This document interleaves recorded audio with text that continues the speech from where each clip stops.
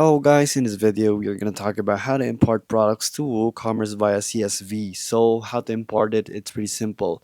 So you go to WP All Import right here. They have their best documentation how to do so. So the first thing you'll have to do is upload your file or use an existing file and then upload it as a zip right here and then create the WooCommerce product, or if it's an existing item you can do so. So next is review the import file. You will have to have the ID on it, and if you want, you can set a delimiter for the CSV field, but if you don't know that, just leave it alone.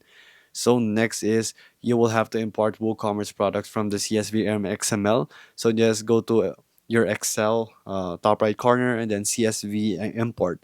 From there, you drag and drop it right here, and then you will have the preview. From there, you will have to expand the WooCommerce add-on section, which is going to be right here. And then next is going to be the product types that you're going to do in the add-on right here if you want to actually modify anything about it. But if you don't want to, you can just do so. You can just import it as is with the CSV you just imported. So there. Next, you'll have the rest of these things. So if, as I said, if you want to keep it as just normal, and you don't want to actually modify any fields, you can just skip this phase.